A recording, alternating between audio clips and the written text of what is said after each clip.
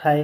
இன்றைக்கி நாம் வந்துட்டு பேச போகிறது வந்துட்டு தமிழ்நாட்டில் வந்துட்டு நடந்துட்டு இருக்கிற ஒரு முக்கியமான ஒரு இன்ஃப்ராஸ்ட்ரக்சர் டெவலப்மெண்ட் ப்ராஜெக்ட்டை பற்றி தான் பேச போகிறோம். அதாவது தொப்பூர் கணவாய் மேம்பாலம். அதாவது சேலத்துக்கும் தருமபுரிக்கும் இடையில இந்த தொப்பூர் அப்படிங்கிற ஊர் வந்துட்டு இருக்குது. இது வந்துட்டு எல்லாருக்குமே வந்துட்டு ரொம்ப ஃபெமிலியராக வந்துட்டு தெரியும். தொப்பூர்னாவே அந்த கணவாய் ஏரியா தான் எல்லாத்துக்குமே ஃபர்ஸ்ட் வந்துட்டு ஞாபகத்தில் வரும். ஏன் அப்படின்னா அந்த ஏரியாவில் தான் விபத்துகள் ஆக்சிடென்ட் வந்துட்டு நிறைய வந்துட்டு அந்த இடத்துல வந்து நடந்துகிட்டு இருக்குது. ஆக்சுவலி அந்த ரோடு வந்துட்டு ஒரு NH-44 ரோடு வந்துட்டு, so national highway road. So அந்த ரோட்டில் வந்துட்டு பார்த்தோம் அப்படின்னா அந்த ரோட்டில் ட்ராவல் பண்ண டிரைவர்ஸுக்கு எல்லாத்துக்குமே ரொம்ப நல்லா தெரியும் அந்த ரோடு எப்படி இருக்குது அப்படின்னு. ஏன் அப்படின்னா அந்த ரோட்டில் வந்துட்டு நிறைய வளைவுகள் வந்துட்டுருக்கும். அதுவும் இப்போ வளைவுகள்னு எடுத்துக்கிட்டோம் அப்படின்னா ரொம்ப ஷார்ப் பெண்டெலாம் அந்த ரோட்டில் வந்து நிறையா வந்துட்டு இருக்கும். அதே நேரத்தில் வந்துட்டு திடீர்னு பள்ளங்க வரும், திடீர்னு மேடு வரும். நிறைய ஒரு ஹெவி ட்ரக்லாம் அந்த வழியாக போணுச்சு அப்படின்னா அவங்க வந்துட்டு அந்த இடத்த ஃபேஸ் பண்ணுறது ரொம்ப வந்து கஷ்டப்படுவாங்க அந்த இடத்துல வந்துட்டு ட்ரைவ் பண்ணுறதுக்கு. ஸோ இதெல்லாம் சால்வ் பண்ணதுக்கு தான் இப்போ வந்துட்டு சென்ட்ரல் கவர்மெண்ட் வந்துட்டு தேசிய நெடுஞ்சாலைத்துறை வந்துட்டு அந்த இடத்துல வந்துட்டு ஒரு மேம்பாலம் வந்து கட்டலாம் அப்படின்னு சொல்லி முடிவு பண்ணி இப்போ அந்த இடத்துல ஒரு மேம்பாலம் வந்து கட்டிகிட்டு இருக்கிறாங்க. ஸோ இந்த திட்டம் வந்துட்டு இம்ப்ளிமெண்ட் ஆச்சு அப்படின்னா கண்டிப்பாக வந்து விபத்துகள் வந்துட்டு கண்டிப்பாக வந்து குறையும். ஸோ இந்த வீடியோவில் வந்துட்டு நம்ம என்னென்ன பார்க்க போகிறோம்னா முக்கியமாக 4 விஷயம் வந்து பார்க்க போகிறோம். இந்த திட்டம் வந்துட்டு ஃபஸ்ட்டு வந்துட்டு ஏன் வந்துட்டு உருவாக்குனாங்க, ரெண்டாவது வந்துட்டு இதோட மொத்த ப்ராஜெக்டோட வேல்யூ, மொத்த செலவு எவ்வளோ, அதாவது மொத்தமாக அந்த பாலம் கட்டி முடிக்கிறதுக்கு எவ்வளோ செலவாகும், அதுக்கு எவ்வளோ ஃபண்டு வந்துட்டு அலாட் பண்ணியிருக்காங்க, அதை வந்து டீட்டெயிலாக பார்க்கலாம். மூணாவது வந்துட்டு இது வந்து எப்போ முடியும், ஏன்னா இப்போ தான் ஸ்டார்ட் பண்ணியிருக்காங்க. இப்போ ஆல்மோஸ்ட் ஒரு 40-50% கம்ப்ளீட் ஆகிடுச்சுன்னு நினைக்கிறேன். கூடிய சீக்கிரத்தில் வந்து முடிச்சிடுவாங்க. ஸோ இது எப்போ முடியும் அப்படிங்கிறத வந்து பார்க்கலாம். நாலாவது விஷயம் வந்துட்டு இது மூலம் வந்துட்டு மக்களுக்கு வந்துட்டு பப்ளிக் வந்துட்டு எந்தெந்த மாதிரியான நன்மைகள்லாம் கிடைக்கும். ஸோ இது எல்லாத்தையுமே டீட்டெயிலாக வந்து இந்த வீடியோவில் வந்து பார்க்கலாம். ஸோ அந்த தொப்பூர் அப்படிங்கிறது வந்துட்டு தருமபுரி பக்கத்தில் தான் அந்த தொப்பூர் அப்படிங்கிற இடம் வந்துட்டு அமைஞ்சிருக்குது. இது வந்துட்டு ஆக்சுவலி ஒரு நேஷனல் ஹைவே NH-44. ஸோ இந்தியாவில் இருக்கிற ரொம்ப நீளமான ஒரு ஹைவேஸ் தான் இந்த NH-44. இது வந்து காஷ்மீர் டு கன்னியாகுமரி வரைக்கும் ரொம்ப நீளமாக வந்துட்டு இருக்குது. ஸோ காஷ்மீர்னு எடுத்துக்கிட்டோம் அப்படின்னா ஸ்ரீநகரில் ஆரம்பித்து அப்படியே டெல்லி, நாக்பூர், ஹைதராபாத், பெங்களூரு, சேலம், மதுரை, கன்னியாகுமரி, ஸோ இந்த மாதிரியான வழிகள் எல்லாத்துலேயுமே இந்த நேஷனல் ஹைவே வந்துட்டு இருக்குது. ஸோ இந்த ரோட்டில் வந்து பார்த்தோம் அப்படின்னா ஒவ்வொரு நாளும் லட்சக்கணக்கான கார்ஸு, அதாவது வாகனங்கள் எல்லாமே இந்த ரோட்டில் வந்துட்டு ட்ராவல் பண்ணிகிட்டு இருக்குது. ஸோ தொப்பூர் அப்படிங்கிறது வந்துட்டு ரொம்ப பெரிய ஒரு பாட்டில்னக் பாயிண்ட்னு சொல்லலாம் தமிழ்நாட்டில். சரி, இந்த தொப்பூர் வந்துட்டு ஏன் இவ்வளோ ஆபத்தானது அப்படிங்கிறத நம்ம வந்து தெரிஞ்சுக்கலாம். இதுக்கு வந்துட்டு முக்கியமாக 4 காரணங்கள் இருக்குது. ஒன்று வந்துட்டு இது வந்து ஹில் ஸ்டேஷன், அதாவது வந்துட்டு ஒரு மலைப்பகுதி. ஸோ மலைப்பகுதி அப்படிங்கிறதுனால இதில் இருக்கிற ரோடில் வந்து பார்த்தா அப்படின்னா ஏற்ற இறக்கங்கள் வந்து ரொம்ப அதிகமாக இருக்கும். திடீர்னு இறக்கம் வரும், திடீர்னு மேடு வரும். ஸோ இந்த மாதிரிலாம் இருக்கிறனால இதுவே ஒரு விபத்துக்கு தான் வந்துட்டு வழிவகுன்னு சொல்ல முடியும். இது முதலாவது காரணம். ரெண்டாவது காரணம் வந்துட்டு இதில் கூர்மையான வளைவுகள் வந்துட்டு இதில் வந்து அதிகமாக இருக்குது. ஸோ திடீர்னு சடனாக வந்துட்டு ரொம்ப கூர்மையான வளைவுகள் இருக்கிறதுனால டிரைவர்ஸ்னால் வந்துட்டு ஸ்டேரிங் வந்து கண்ட்ரோல் பண்ண முடியல. இதனாலேயே வந்துட்டு நிறைய விபத்துகள் வந்துட்டு அதிகமாக நடக்குது இந்த இடத்துல வந்துட்டு.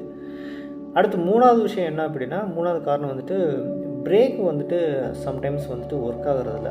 அதுக்கு வெஹிக்கிள் இருக்கிற அதாவது வாகனத்தில் இருக்கிற பிரேக் வந்துட்டு சடனாக வந்துட்டு ஒர்க் ஆகாமல் போயிடுது. ஏன் அப்படின்னா ஸோ இது வந்து மலைப்பகுதி அப்படிங்கிறதுனால அது வந்துட்டு ஏற்ற இறக்கங்கள் அதிகமாக இருக்கும். ஸோ அதனால் வந்துட்டு ஸ்பீடுமே வந்து கண்ட்ரோல் பண்ண முடியாது.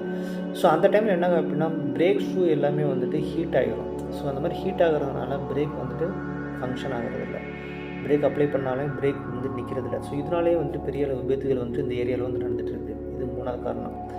நாலாவது வந்துட்டு அதிகமான போக்குவரத்து வந்துட்டு இந்த ரோட்டில் வந்து நடந்துகிட்ருக்காங்க. ஏன் அப்படின்னா ஸோ பெங்களூர்லேருந்து சவுத் சைடு, அதாவது தமிழ்நாட்டோட சவுத் சைடு போகக்கூடிய வெஹிக்கிள் எல்லாமே இந்த ஒரு பாதையை தான் யூஸ் பண்ணுவாங்க. ஸோ நிறைய ஆயிரக்கணக்கான வெஹிக்கிள் வந்துட்டு இந்த ஒரு பாதையை யூஸ் பண்ணுறதுனால சம்டைம்ஸ் பெரிய அளவு டிராஃபிக் கூட இந்த இடத்துல வந்துட்டு நடக்கும். ஸோ இதனாலேயே வந்துட்டு பெரிய ஒரு டேஞ்சரஸ் ஒரு சுச்சுவேஷன் இந்த இடத்துல வந்து க்ரியேட் ஆகுது. ஒரு பெரிய பேனிக் இந்த இடத்துல வந்து க்ரியேட் ஆகுது. இதனால தான் வந்துட்டு கவர்மெண்ட் வந்துட்டு ஓகே இதுக்கு மேலே விட்டாலும் ஒன்றும் பண்ண முடியாது, பிரச்சனை ரொம்ப பெருசாக தான் போகும். ஸோ இதுக்கு ஏதாவது ஆக்ஷன் எடுக்கணும். ஸோ அந்த மாதிரி யோசிச்சு தான் இப்போ வந்துட்டு ஃப்ளைஓவர் கட்டலாம், அது ஒரு மேம்பாலம் வந்துட்டு கட்டலாம் அப்படின்னு சொல்லி முடிவு பண்ணி இந்த இனிஷியேட்டிவ் எடுத்துருக்குறாங்க. ஸோ அந்த ஆக்சிடெண்ட்டோட ஹிஸ்ட்ரி, அதாவது விபத்துக்கான வரலாறு அப்படின்னு பார்க்கும்போது இந்த இடத்துல வந்துட்டு ரொம்ப வருஷமாகவே நிறைய ஆக்சிடெண்ட் வந்துட்டு நடந்துகிட்ருக்குது.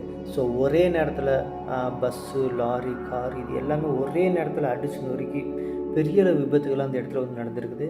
இதனால் பெரிய அளவு உயிர் சேதங்கள் நடந்திருக்குது. நிறைய பேர் வந்துட்டு இறந்துருக்கிறாங்க. ஸோ இது வந்துட்டு இந்தியாவோட பிளாக் ஸ்பாட் அப்படின்னு வந்துட்டு எல்லோரும் வந்து சொல்கிறாங்க. ஸோ அதனால தான் வந்துட்டு கவர்மெண்ட் வந்துட்டு இந்த ஒரு மேம்பாலம் கட்டணும் அப்படின்ற ஒரு இனிஷியேட்டிவ் எடுத்து பண்ணிகிட்டு இருக்கிறாங்க இப்போதைக்கு. ஸோ இந்த பிரச்சனை எல்லாத்தையுமே தீர்க்கிறதுக்காக தான் national highway authority of India அவங்க வந்துட்டு ஒரு டிசிஷன் வந்து எடுத்தாங்க. அதாவது உயர்மட்ட மேம்பாலம் வந்துட்டு அமைக்கணும் இந்த இடத்துல. அந்த மாதிரி அமைச்சா மட்டும்தான் அந்த பிரச்சனைகளை தீர்க்க முடியும் அப்படின்னு ஒரு முடிவு எடுத்து ஸோ அந்த பாலத்தை வந்து அமைக்கலாம் அப்படின்னு சொல்லி முடிவெடுத்து அந்த பாலத்தை வந்து இப்போ வந்து கட்டிகிட்டு இருக்கிறாங்க.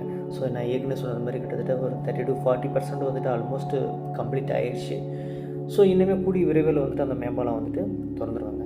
இன்கேஸ் அது ஓப்பன் பண்ணிட்டாங்க அப்படின்னா கண்டிப்பாக வந்துட்டு எல்லா பிரச்சனைகளும் தீந்துடும். முக்கியமாக ஆக்சிடென்ட் இது மாதிரியான பெரிய அளவு விபத்துகள் வந்து கண்டிப்பாக வந்துட்டு குறைஞ்சிடும்.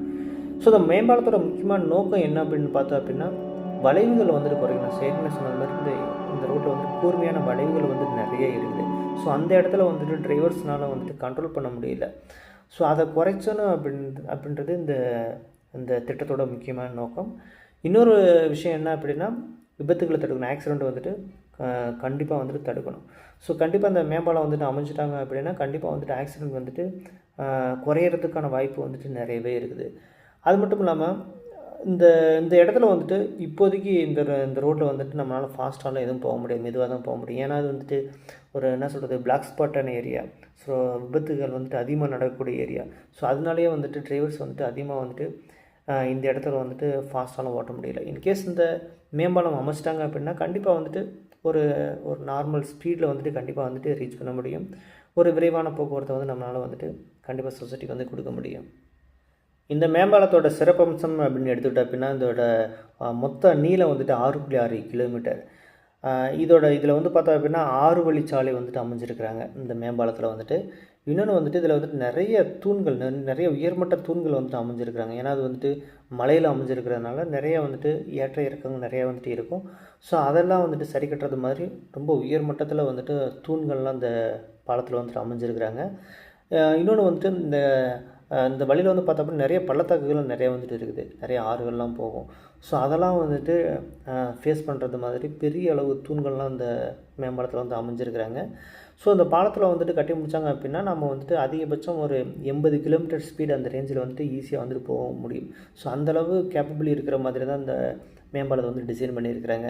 அது மட்டும் இல்லாமல் இதில் நிறைய பாதுகாப்பு வசதியெல்லாம் நிறைய வந்து பண்ணியிருக்கிறாங்க. அதாவது ஸ்பீட் சென்சிங் பண்ணுறது மாதிரி, ஒரு சில இடத்துல ஸ்பீட் பிரேக்கர், ஸோ இது மாதிரிலாம் வச்சு நிறைய பாதுகாப்பு அம்சமெல்லாம் இந்த மேம்பாலத்தில் வந்து டிசைன் பண்ணியிருக்கிறாங்க. ஸோ இது வந்துட்டு ஒன்ஸ் கம்ப்ளீட் ஆகிடுச்சு அப்படின்னா இது வந்து தமிழ்நாட்டில் என்ன சொல்கிறது ஒரு ஒரு ஒரு ஒரு ஒரு நல்ல ஒரு நினைவு சின்னம் மாதிரியே கூட வந்துட்டு இருக்குமா அப்படின்னு நான் சொல்ல முடியும். இன்னொன்று இந்த பாலம் கட்டுறதுல நிறைய சவால்களும் இருக்குது, நிறைய சேலஞ்சஸும் வந்துட்டு இருக்குது. ஏன் அப்படின்னா இந்த பாலம் கட்டுறது வந்துட்டு மலையில் வந்துட்டு கட்டுறாங்க. ஸோ மலையை அப்படின்னு எடுத்துக்கிட்டோம் அப்படின்னா இங்கே வந்து நிறைய பாறைகள், பெரிய பெரிய பாறைகள்லாம் அந்த இடத்துல வந்துட்டு இருக்குது. ஸோ அந்த இடத்துலலாம் பெரிய பெரிய தூண்கள்லாம் வந்துட்டு நிறுவனம் அப்படிங்கிறது ரொம்ப கஷ்டமான வேலை. ஸோ அதுக்கெலாம் வந்துட்டு ஸ்பெஷலாக ட்ரில் போட்டு அதில் வந்து கான்கிரீட் போட்டு எடுத்து வரணுன்றது ரொம்ப பெரிய சேலஞ்ச். ஸோ பாறைகள்லாம் வந்துட்டு உடச்சி எடுத்துக்கிறது ரொம்ப கஷ்டமான வேலை. பட் இருந்தாலும் வந்துட்டு அட்வான்ஸ்டு மெஷினரிஸ் எல்லாம் வச்சுட்டு இந்த கன்ஸ்ட்ரக்ஷனை வந்துட்டு நடத்திட்டு வராங்க. அது மட்டும் இல்லாமல் மழைக்காலங்கள்லாம் வந்துட்டு ரொம்ப கஷ்டம். ஏன் அப்படின்னா இந்த வழியாக வந்துட்டு நிறைய ஆறுகள்லாம் நிறையா வந்துட்டு இருக்குது.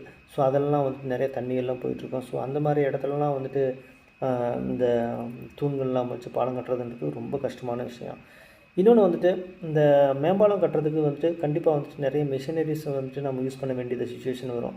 ஸோ இது மலைப்பாதை அப்படிங்கிறதுனால அந்த மெஷினரிஸ்லாம் எடுத்துகிட்டு வந்து யூஸ் பண்ணுறதுன்றது ரொம்ப கஷ்டமாக தான் இருக்குது. பெரிய பெரிய கனரக வாகனங்களை எடுத்துகிட்டு வந்து இந்த கன்ஸ்ட்ரக்ஷன் யூஸ் பண்ணுறது வந்து ரொம்ப கஷ்டமாக தான் இருக்குது. அதே நேரத்தில் வந்துட்டு இது வந்துட்டு மலைப்பாதை. ஸோ அப்படிங்கிறதுனால மலையையும் வந்துட்டு இயற்கையை நம்ம வந்து பாதுகாக்கணும். ஸோ அதையும் வந்துட்டு அழிக்காமல் இந்த மேம்பாலத்தை கட்டணுங்கிறது ரொம்ப பெரிய சேலஞ்சஸாக தான் இருக்குது. ஸோ இதையும் சமாளித்து தான் இப்போ இருக்கிற ஒர்க்கர்ஸ் எல்லாமே வந்துட்டு இந்த பாலத்தை வந்து கட்டிட்டு வராங்க. ஒருவேளை இந்த பாலம் வந்துட்டு கம்ப்ளீட்டாக முடிஞ்சிருச்சு அப்படின்னா மக்களுக்கு எந்த மாதிரியான நன்மைகள் கிடைக்கும் அப்படின்னு பார்த்தா அப்படின்னா இதில் முக்கியமாக 5 விஷயம் வந்துட்டு இருக்குது. ஒன்று வந்துட்டு கண்டிப்பாக வந்துட்டு ஆக்சிடெண்ட் வந்துட்டு குறையும். ஸோ ஏன்னா அந்த ஒரு காரணத்துக்காக தான் இவ்வளோ பெரிய செலவு பண்ணி இவ்வளோ பெரிய மேம்பாலத்தை வந்து கட்டிட்டு வராங்க. ஸோ அப்படிங்கிறப்ப வந்துட்டு இந்த ஆக்சிடெண்ட்லாம் வந்துட்டு கண்டிப்பாக வந்துட்டு குறையும். ரெண்டாவது விஷயம் வந்துட்டு டிரான்ஸ்போர்ட் டைம் வந்துட்டு கண்டிப்பாக வந்துட்டு குறையும். பயண நேரம் வந்துட்டு கண்டிப்பாக வந்துட்டு குறையும். ஏன்னா இப்போ இருக்கிற இந்த ரோட்டில் வந்துட்டு அவ்வளோ ஃபாஸ்ட்டாலும் நம்மளால் வந்துட்டு போக முடியாது. அதனால் வந்துட்டு ரொம்ப நேரம் டைம் எடுத்துக்கும். ஸோ இந்த ஃப்ளைஓவர் இந்த பிரிட்ஜு கட்டிட்டாங்க அப்படின்னா கண்டிப்பாக வந்து நம்ம வந்துட்டு நம்மளோட பயண நேரத்தை வந்துட்டு நம்ம வந்துட்டு குறைக்க முடியும். கொஞ்சம் ஃபாஸ்ட்டாகவும் நம்மளால் வந்துட்டு போக முடியும்.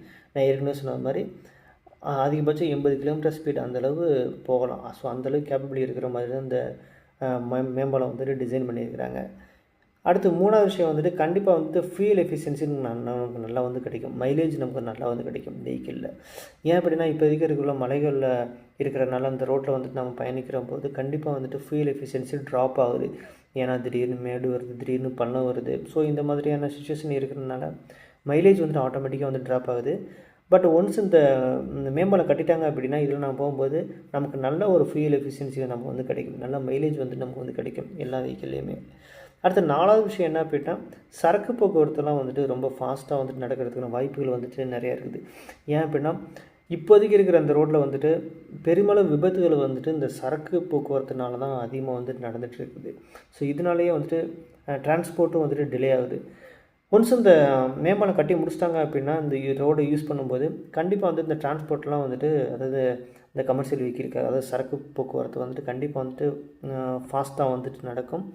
ஸோ இதனால் வந்துட்டு எக்கனாமிக்கலாகவும் நல்ல ஒரு பெனிஃபிட் வந்து நமக்கு வந்து இருக்குது. அடுத்து 5வது விஷயம் வந்து பார்த்தா அப்படின்னா இந்த பெங்களூர் சேலம் இந்த ரோடு வந்துட்டு கண்டிப்பாக வந்துட்டு பெரிய அளவு வந்துட்டு பிரபலமாகிறதுக்கான வாய்ப்பு வந்து நிறையவே இருக்குது. ஸோ இந்த ரோடு வந்துட்டு ஏன்னா ஒரு சில பேர் வந்துட்டு என்ன நினைக்கிறாங்க அப்படின்னா ஸோ இந்த சுச்சுவேஷன் தொப்பூரில் ட்ராவல் பண்ணணுமே, இந்த ஒரு ஒஸ்டான் ரோட்டில் ட்ராவல் பண்ணணும் அப்படிங்கிறதுக்காகவே நிறைய பேர் வந்து இந்த ரோடை வந்துட்டு சூஸ் பண்ணுறதெல்லாம் அவாய்ட் பண்ணுறாங்க. ஸோ அந்த சுச்சுவேஷன்லாம் வந்துட்டு எலிமினேட் ஆகிறதுக்கான வாய்ப்பு வந்து நிறையவே இருக்குது. ஸோ கண்டிப்பாக அந்த ரூட் வந்துட்டு பிரபலம் அடையும். ஸோ இந்த திட்டம் வந்துட்டு முடியும் பட்சத்தில் வந்துட்டு கண்டிப்பாக வந்துட்டு தமிழ்நாட்டோட பொருளாதாரம் வந்துட்டு உயர்றதுக்கான வாய்ப்பு வந்துட்டு நிறையவே இருக்குது. ஏன் அப்படின்னா இந்த ரோடு வழியாக தான் நிறைய சரக்கு போக்குவரத்தில் இந்த ரோடு வழியாக தான் நடந்துகிட்டு இருக்குது. ஸோ அப்படிங்கிறப்போ சரக்கு போக்குவரத்து வந்துட்டு கண்டிப்பாக வந்துட்டு இம்ப்ரூவ் ஆகும். ஸோ அதன் மூலம் வந்துட்டு தமிழ்நாட்டோட எக்கனாமி வந்துட்டு கண்டிப்பாக வந்துட்டு வளர்ச்சி அடையும்.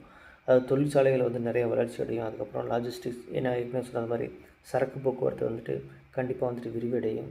ஸோ இதனால் இருக்கிறனால கண்டிப்பாக வந்துட்டு தமிழ்நாடு வந்துட்டு க்ரோ ஆகுங்கிறதுல எந்த ஒரு சந்தேகமும் கிடையாது. ஆக்சுவலி ஒரு காலத்தில் வந்துட்டு தொப்பூர் அப்படின்னு எடுத்துக்கிட்டாவே அது வந்துட்டு விபத்து நடக்கிற பகுதி, விபத்து அதிகமாக நடக்கிற பகுதி அப்படின்னு தான் வந்துட்டு எல்லாருக்கும் வந்துட்டு ஞாபகத்தில் வரும். ஆனால் ஒன்ஸ் இந்த மேம்பாலம் வந்துட்டு கட்டுமான பணி எல்லாமே முடிச்சிட்டாங்க அப்படின்னா, அதாவது ரெகுலர் யூசேஜுக்கு வந்துருச்சு அப்படின்னா கண்டிப்பாக அந்த மலைப்பகுதி வந்துட்டு ஒரு நல்ல ஒரு யூனிக்கான ஒரு பிளேஸாக வந்துட்டு பிரபலம் அடையுங்கிறதுல எந்த ஒரு சந்தேகமும் கிடையாது. ஏன் அப்படின்னா அந்தளவு ஒரு நல்ல வலுவாக தான் அந்த மேம்பாலத்தை வந்து டிசைன் பண்ணி இப்போ கட்டிகிட்ருக்குறாங்க. ஸோ இந்த மேம்பாலத்தை பற்றின உங்களோட கருத்தை வந்துட்டு கமெண்ட் பாக்ஸில் சொல்லுங்கள். வீடியோ பிடிச்சிருந்தால் லைக் பண்ணுங்கள், ஃப்ரெண்ட்ஸ் எல்லாருக்கும் ஷேர் பண்ணுங்கள். கண்டிப்பாக வந்துட்டு அடுத்த வீடியோவில் வந்து பார்க்கலாம் இன்னொரு நல்ல ஒரு டாப்பிக்கோட.